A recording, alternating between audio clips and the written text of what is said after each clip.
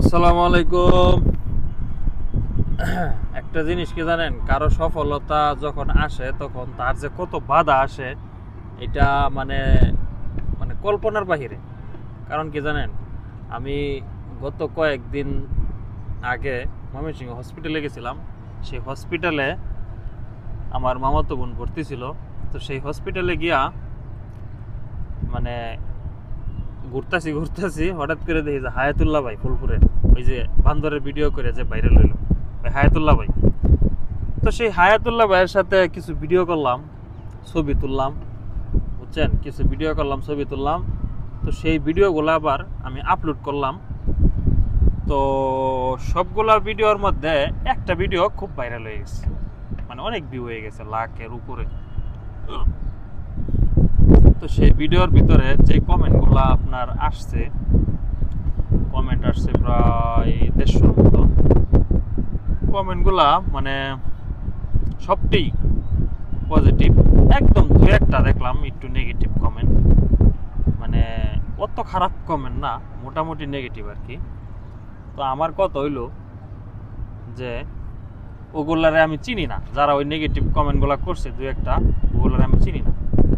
কিন্তু গতকাল একটা জিনিস আমার এত কষ্ট লাগছে যে আমার এক পরিচিত, আমার মানে ক্লাসমেট, আমরা একসাথে টেক্সটাইল ডিপ্লোমায় পড়ছি এবং তার সাথে আমার অনেক ভালো একটা পরিচয়। তো সে আমারে ওই যে হায়াতুল্লাহ ভাইয়ের ভিডিওটার ভিতরে যে কমেন্টটা করলো, মানে সব পাগল একখানে হলে যা হয় আর কি। তো আসলে সে গতকালকার ভিডিওটা আমার দেখছে কিনা জানি, তারপরে আবারও বলতেছি যে ভাই, আসলে আমার সফলতা দেখে যদি তোমার কোনো মানে খারাপ লাগে বা হিংসা লাগে, তুমি আমার আল্লাহর রাস্তায় ব্লগ দেও, আমার কোনো আফসোস নাই। আমি আবারও বলতেছি, কালকাও বলছি, আজকাও বলতেছি, তুমি আমার ব্লগ দেও, আমার কোনো আফসোস নাই। কিন্তু তোমার মান সম্মান তুমি নিজে নষ্ট করো না আমার ভিডিওতে এই যে বাজে কমেন্ট করে। কারণ বাজে কমেন্ট দেখলেও কিন্তু মানুষে বুঝে যে এই লোকটা আসলেও ভালো না আইসি। তো আমি এই জন্যই বলতেছি যে আমার ভিডিও যদি তোমার বিরক্তি লাগে তাহলে আমার আইডি তুমি ব্লক দাও, ঠিক আছে, আমার কোনো আফসোস নাই।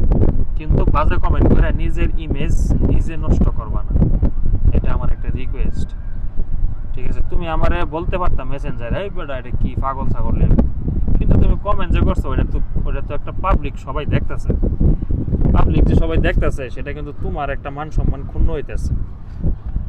এই মান সম্মানটা ক্ষুণ্ণ করতেছি কিন্তু আমি, কারণ আমি যদি এই ভিডিওটা না করতাম তাহলে কেউ বুঝতো না যে তুমি কেমন মানুষ। তো সর্বশেষ একটা কথাই ভাই, মানে যদি না পারেন তাহলে ব্লগ দেও, না হলে সাপোর্ট করে আর উপরে উঠে দাও। আল্লাহ হাফিজ।